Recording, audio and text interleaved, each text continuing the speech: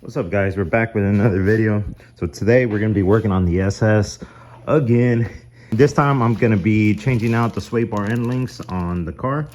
The reason being is that I took it out for a drive the other day and I started to hear a clunking sound that was coming from the rear end, and it seems like it's coming from this side, the passenger side rear. Now, it's really hard to tell from the outside, like if you're standing out here on the side, it's really hard to hear that sound, but definitely whenever you're inside the car driving, if you go over any little bump or if you turn the steering wheel to the right, you can definitely hear that clunking sound coming from the rear end, especially from the passenger side rear wheel. So the other day I got underneath here and I inspected the suspension, and it's kind of hard to see, especially since I don't have the car jacked up. Sway bar link, that one right there, the black one. So I believe that one, some of the bushings have fallen apart or cracked, and if I grab it and move it, it moves very easily, and it shouldn't. Yeah. So that's the part I'm going to be swapping out. So I'm going to be doing both the passenger side and the driver side rear sway bar end links. All right, now I picked these up from Amazon. These are pretty cheap. They look to be good quality ones. I think I got these for about 30 bucks. You can also get OEM ones from Rock Auto. Those were about 30 bucks a piece, so about $60. But I'm gonna give these a shot, and if these go bad, then I'll just end up using OEM sway bar end links. All right, so the very next thing to do is just jack up the rear end and put it on some jack stands. Make sure you chuck the front wheels, that way the car doesn't go forward. And then we'll take off the wheels, and then we'll finally be able to start taking off the old sway bar end links.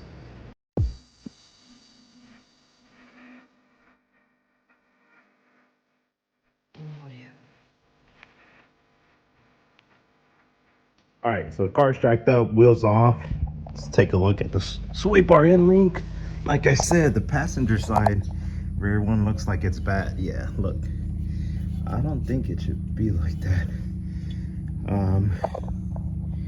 So this is the one that whenever the car's on the ground, I could definitely move this around and it would just make noise. So I'm hoping that by putting in new sway bar end links, it fixes that clunk sound. So like I said, this is the one that would move around. It doesn't move around right now because the control arm is pulling down on the sway bar end link, so it's not loose. And let's take a look at the driver's side. Let's see. Ooh, this one's falling apart too. Look at that. There's a chunk missing right there. Yeah, so both of these need to be replaced. So I'm really hoping that's the issue. So let's go ahead and start taking these out. There's a nut up here, and then the head of the bolt down here. So I believe these are 15 millimeters. Just gotta hold one side and unscrew the other side.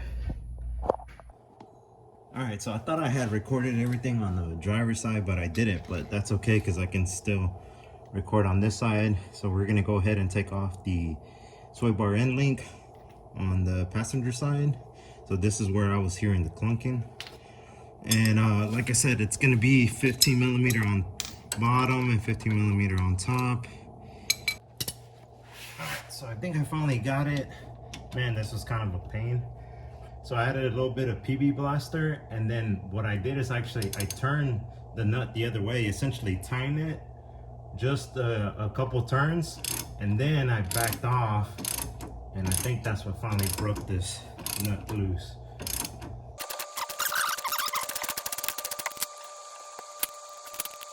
Here we go, it's about to come out.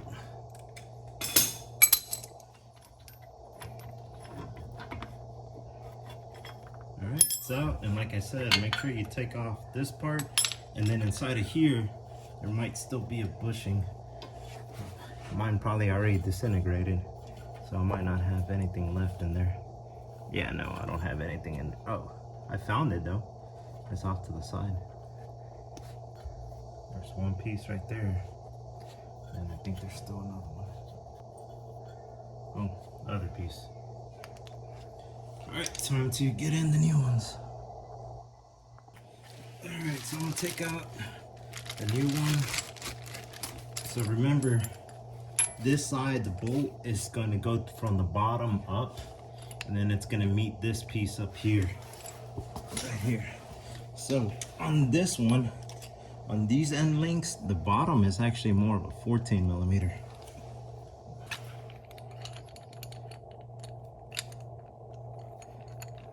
Alright, so just loosen it up. Here's the top part. So this will come out. Alright, so that comes out. That part comes out.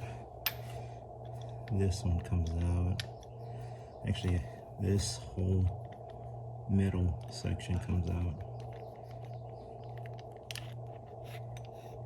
See, like this. All right, so like that. So remember, guys, where the washers are, that's gonna be the flat side of the bushing. Okay, so let's go ahead and put this one in. All right, so let's get in this side. So the cone side of the bushing, it's gonna go here. Okay, then we have our washer. All right, and then we have our centerpiece right here.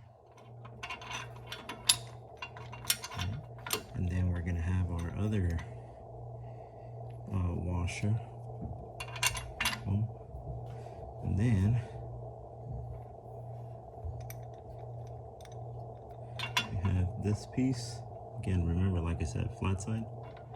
And then our cone.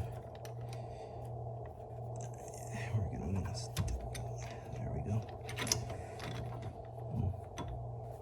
All right, and then the top piece up here.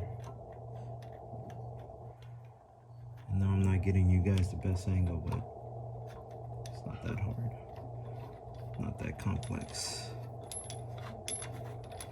All right, and then just start to screw it in. Now, I don't know the torque specs on these. I think on the OEM, it's something like 30 foot-pounds, something like that. This is a little different. I don't know. I asked a couple people to see what they torqued theirs to. I haven't gotten a response back, so I'm gonna just tighten it up and make sure that it's good and tight for now. And if I find out what the torque specs are, I will post it down in the description.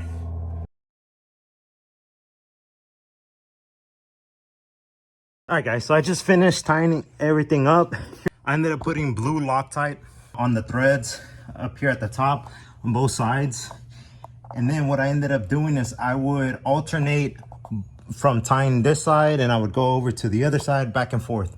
That's one thing I did. So I would tighten up this side and then go over there, tighten up that side, come back, do it here, all the way until everything seems to be seated correctly.